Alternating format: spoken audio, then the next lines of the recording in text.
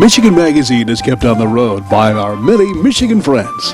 Hale Hardware, your do it center in Hale, Michigan. Much more than a regular hardware store, providing everything you need for whatever your project is, along with a knowledgeable sales staff to get her done. Serving Northern Michigan since 1946. Hale Hardware, south of M65 at Ainsley in Hale. Flu season. Be prepared. Get your immunizations now at Rose City Drug, your one-stop pharmacy, home health care, and medical supply outlet, offering a variety of on-site immunizations. Walk-ins are of course welcome. Call now for more information. Randy's Restaurant and Bakery, downtown Rose City. Freshly baked daily, cookies, breads, pastries, donuts, homemade pies, and more. Randy's has a full menu to tackle the heartiest appetite, including pizza and hand-dipped ice cream. Hinchman Acres, Canoe Livery and Resort on M33 just north of Mayo, catering to the outdoor enthusiasts. Cabins, canoes, kayaks, rafts, and more. Daytime or overnight trips along the world-famous Asabo River. A family getaway for over 75 years. Hi everyone, welcome to Michigan Magazine. I'm Barry Stutzman. On today's show, we learn of Northern Michigan's more seedy past with Tom Powers, author of the regional bestseller Michigan's Rouges, Desperadoes, and Cutthroats, telling tales of real-life characters that made lumbering towns of the 1890s an exciting and downright dangerous place to settle in. Then it's to the amazing stained glass cabinet company of Acme, Michigan, where he witnessed some of their artistry and learned some not-so-secret trade secrets. It's all coming up on this edition of Michigan Magazine.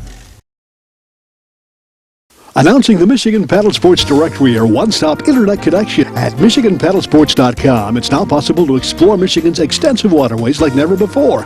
Michigan Paddle Sports Directory is a comprehensive directory of canoe and kayak rentals and liveries throughout the entire state of Michigan. At MichiganPaddlesports.com, you'll find a great paddling route, outfitter, store, school, rental shop, or tour guide.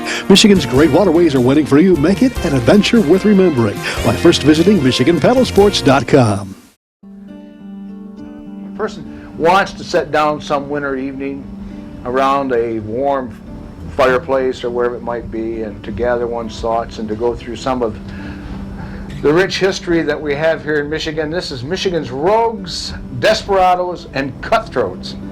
I grew up with an absolute passion for the West and Westerns, and I read all the Westerns. I loved grade B Westerns. That's all I saw at Saturday matinees when I was a kid.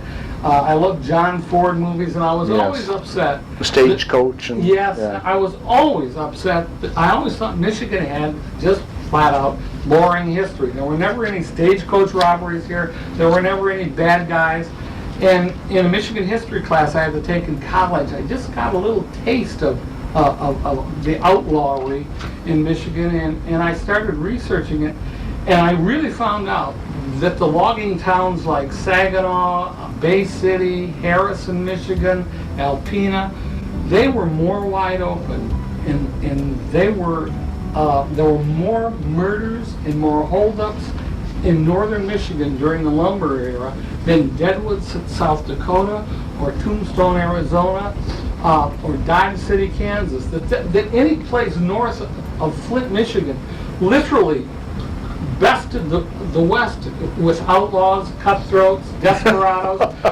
It was just a wonderful. So if you want to put some spice in your life, you want to be sure to pick this book up. Absolutely. And so this, not everybody was walking Bible carrying people. They might have been, but they were still astrayed by the evils of man. Yes. And the logging era is really what brought out the worst and the best in people. Loggers would spend several weeks in the woods and in smoky little rooms. And when they got a weekend off and came to town, they wanted three things. They wanted what came in bottles, yes, what came in corsets, and a good fight. Yeah. and there was always somebody to accommodate that. At one time, Little Saginaw in the 1870s had 140 licensed saloons. My holy mackerel. And it was not uncommon in the 1880s and 1890s for Saginaw to boast up to 5,000 partying a lumberjack My who came to goodness. town to blow off steam and drink their way to insensibility. Where did you do your research? How did you check this all out? Through old newspapers Yes, or what? you know, most of the cities and most of the centennial organizations that write their history Leave that out? Oh yes, don't want anything to do with that. They don't want no blemishes. What I did was I went to the library. I read personal accounts, and they would refer to an interesting happening or something. Uh-huh. And if I could get a date, I then went to the newspapers of that date, and the reporters back then just loved to write purple prose on anything seamy that happened in their town. And I got wonderful accounts of bank Well, the last stagecoach robbery east of the Mississippi happened up in the Upper Peninsula near Lake Gogebic. Oh yeah, okay. And it was an immigrant from Eastern Europe who, when he came over here, he grew up and idolized Jesse James. And he used to practice hiding behind trees, and he'd jump out, and then in his broken English he'd say, "Stick 'em up, hand over your money." Well, he finally did that to a stagecoach bound for Lake Gogebic, and when he said, I'm a robber, I'm collected," a guy on a stagecoach pulled a derringer out of his pocket and said, "Here's my donation," and pulled the trigger. Missed the robber, but the robber had his hand filled with 2 revolvers, and the shot just triggered him, and one man fell dead, and he was arrested a week later, and was about the 30th prisoner to ever serve time in the Northern Michigan prison. So this book here takes care of the periods back in the 1800s, more of the turn of the century. Yes. Yeah. Yes. And then Stephen G. Simmons, Michigan's is Dr. Jinkle and Mr. Hyde. Oh yes. Oh yes. Yes, that is a man who moved to the Detroit area in, I believe it was in the 1880s, and he seemed to be a loving family man. He owned a small inn and restaurant, and the only problem was when he drank, he literally he turned into a monster. And his wife did everything to stop him from drinking. But one day he said he had to go to Detroit. His wife accompanied him simply because she hoped he could keep him from drinking. She couldn't. They got home. He was drunk. He went into the bedroom with a jug of whiskey and said, "Here, I want you to have a drink with me." The wife demurred, and so he took and slugged his wife in the stomach as hard as he could. Oh boy. It killed her. Oh my. He went on trial, was convicted of murder, and probably that was wrong. It should have been manslaughter. Yeah. But he was convicted of first-degree murder. He was the last man hung in the state of Michigan. Oh, he was. He was the last man publicly hung by the state in Michigan. And there was such a party atmosphere about the hanging that it actually turned people off. And within 8 years, when Capital punishment is. what was outlawed in Michigan. What was the most interesting and the most bizarre story out of this book? Do you think? That is really, really hard to say. It would have either been the pirate. When I started the book, I hoped to find a pirate who actually worked the Great Lakes, and I did. I came across a pirate, and what surprised me is how late it was. This man came back from the Alaskan gold strike almost penniless. Somehow he bought a boat and advertised himself as hauling cargo around the Great Lakes. The boat was the Wanderer. He was stationed in Escanaba, of all places, and every summer he went out with his boat, and he during his career he sunk another schooner by cannon fire. Really? In Charlevoix, he got the crew of another schooner. He bought them drinks until they were drunk and passed out at the table. He then boarded the schooner that was tied up at Round Lake. The captain was aboard. He was tied up. He and his crew sailed the schooner to Chicago, When the schooner got to Chicago, the captain was not on board. Uh-oh. He had been dumped over the side, and when he got to Chicago, he sold the cargo and the schooner. Gee whiz. He was tried for piracy and acquitted. In fact, he committed so many crimes, the state finally hired him to be a lawman, a marshal. Work for them. And yes, and to stop other pirates. Yeah. My other favorite character is T.C. Cunyon, who said he was the man-eater from Petersboro. In Saginaw, he became a drunk who would eat raw liver, and he'd walk the streets with blood dripping down his chest from eating the raw liver, and he would yell, "I'm T.C. Cunyon, the man-eater from Petersboro." And people would just scatter off the streets and jump off into the sidewalk. I mean, he was harmless. And once he was in Gladwin, in a bar he knew, and he noticed a big barrel of water. And he said, "I'm T.C. Cunyon, the man-eater from Petersboro, half fish, half shark." And he jumped headfirst into the barrel and lodged there. Oh, my Lord. Water. His feet were kicking in the air. The people in the bar were laughing so hard that the Cunyon almost drowned before two lumberjacks went over and popped him out. Well, Tom, you never, as far as Hollywood, anybody looking for, my goodness, it surprises me that, I would love it surprises me, it surprises me that there hasn't been more Jeff Daniels is doing a pretty good job about bringing the industry as far as producing film here in Michigan. But my goodness, there's a lot of good stories that could be brought to the screen out of a book like this right here. What is it that you have on? Are you working on? Now, this is your 5th book, right? Yes. All right. You working on any other projects right now? Do you go out and speak to organizations? Yes, I mean, if somebody wants you to come out and to talk about Michigan, my gosh, I do that quite often. I'm toying around with a couple of ideas for my next book. Frankly, this Michigan Rouges spoiled me. I had so much fun doing it, and I'm looking for another project that I can have this much fun doing. And so far, the one that I'm working on is, I'm not sure, I don't want to mention what it is because I have not made up my mind, fully committed myself to it. But maybe graveyards? It is maudlin. But there's a lot of good history there. We'll see what comes out of it.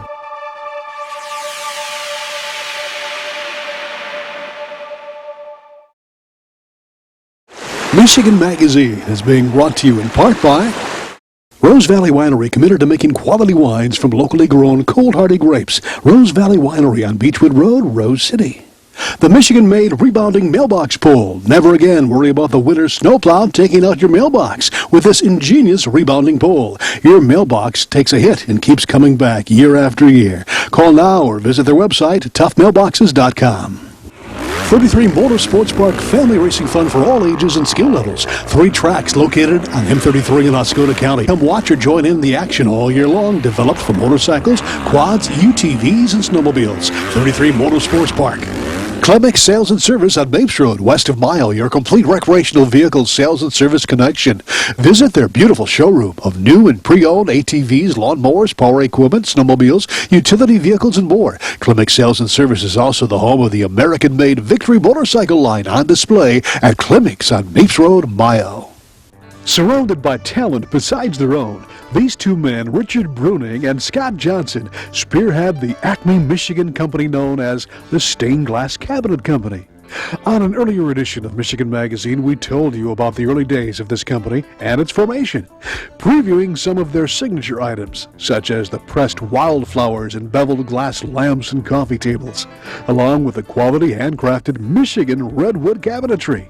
On this edition, we learn how some of these works of art are produced, from the Michigan wildflower pieces to stained glass cutting and glass etching. The operation and showroom is housed in a beautiful Michigan log home just off M72 on the eastern boundaries of Acme, just outside of Traverse City. The processes we learned about this day are no secret, but they are the work of true artisans and simply can't be easily replicated. After visiting with Scott and Richard, we were introduced to another of the artists involved, Ann Henry. All of us have gardens, but Richard's wife does most of the growing and picking. And we've got, he's got a couple of neighbor girls that actually have some cherry trees in their backyard that They don't maintain, and they allow us to pick the blossoms, and we picked 10,000 blossoms this past year. And I understand that that's one of the trademarks is the blossom. Yeah, it really is. We go and we press them in presses, like right down below Richard there. Okay. And we have, all kinds of different paper in between there, and they sit for anywhere from 3 to 6 months. And then we take the glass, and we have a flat piece of glass here. It's just a clear single-strength glass, about 1/8 inch thick. And we start by laying, baby's breath and ferns, kind of a filler. It's kind of the glue that holds everything together. And then we'll start adding all kinds of different petals. These are little lupines and geraniums and larkspurs. And then, of course, the cherry blossom right here. Okay. And we put one cherry blossom in everything we do. But there's a couple of things that get a cherry blossom in every bevel. We have some things that we use, with the native Queen Anne's lace, that we add a single cherry blossom to everything we do there. And then we go and we seal it. We put these little tabs on to hold everything together so it doesn't slide around.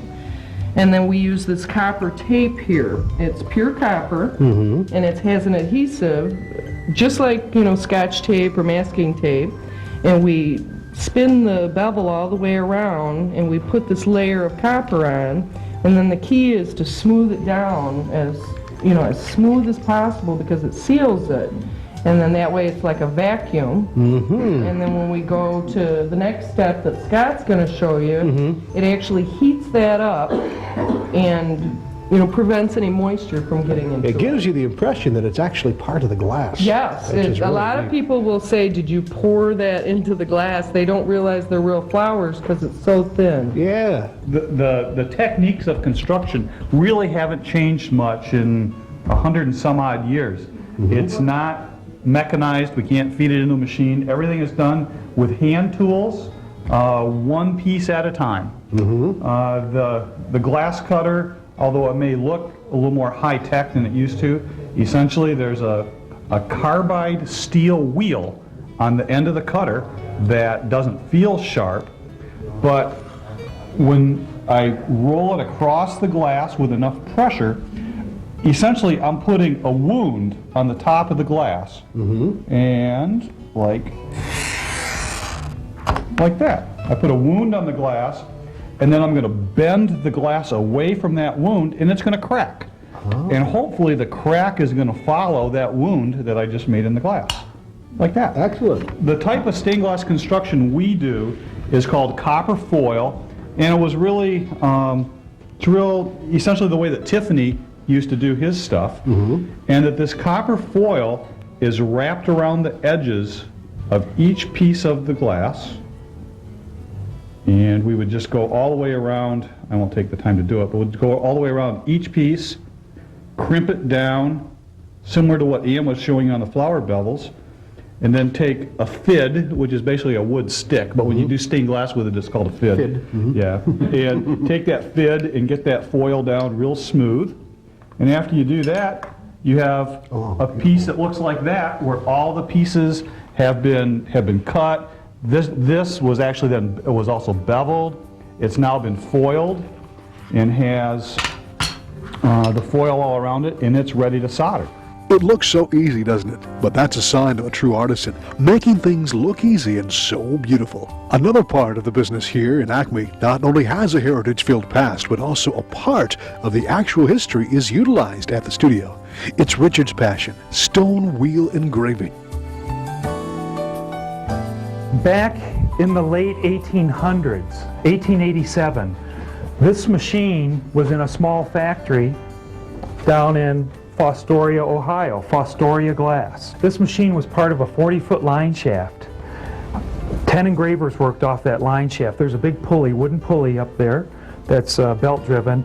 In this picture, that pulley is one of these. One of those pulleys. This is the actual shot. I took this picture out of the Fostoria book. Oh my. This was taken in 1910. I was fortunate enough to apprentice for 5 summers with Al Tavernier. Al is one of the few master engravers left that does stone wheel engraving. He lives in Cadillac during the summer and Florida in the winter, and every year he comes and checks up on me. But this machine was his grandfather's machine that he learned on. All these stones that you see here, these stones are made out of carborundum. Carborundum is second hardest to diamond. If I were to take this stone and cut glass on it for about 100 years, that's how big it would be. That's how hard these things are. I'm fourth generation cutting glass on these stones. I've been cutting on these little guys for about 14 years now, and they're still the same size. They don't move. But what I do is I shape them all. Every one of these has a different shape on it that does a different cut on the glass. And those shapes, when mastered by an artist like Richard, can result in keepsakes and beauty that will last forever, heirlooms for generations to come. What a treat to discover the Stained Glass Cabinet Company of Acme, Michigan, a must-stop while visiting the wonders of northwestern Lower Michigan. Beauty supplied not only by Mother Nature, but by the artisans that absorb the inspiration in these surroundings. A big thanks to the Stained Glass Cabinet Company of Acme, Michigan, for sharing their world with Michigan Magazine. Well, thanks so much for joining us in Michigan Magazine. We'd like to thank all our guests on today's show and urge you and your family to get up and get out onto the back roads of your state. There's so much to explore out your own back door. Have a great week, and we'll see you on the next edition of Michigan Magazine. We'd like to thank all those that help keep Michigan Magazine on the road. Discount Foods Downtown Mile. Find national name brand foods and merchandise at sharply discounted prices. Shop the smart way and please the family without breaking the budget. Discount Foods Downtown Mile. Greenbrier Golf Course, Sage Lake Road, Lupton. You'll love this beautiful, professionally designed 18-hole course with a bogey golfer in mind. From pro to beginner, Greenbrier will have you returning for more. Enjoy the watered fairways, driving range, full-service restaurant, bar with Wi-Fi, and gift shop. Greenbrier, Sage Lake Road, Lupton. You'll find delicious food and fun at Timber Steakhouse, East County Line Road, South Branch, Michigan. You'll find delicious steaks, pizza, and a full menu with the best food in the north. Enjoy the fine food and karaoke fun at Timber Steakhouse, County Line Road, South Branch. Tri-Point Connections, a church connecting to God, people, and community. Tri-Point Connections invites you to rediscover church in a relaxed, refreshing atmosphere. Join us Saturdays for fellowship and worship.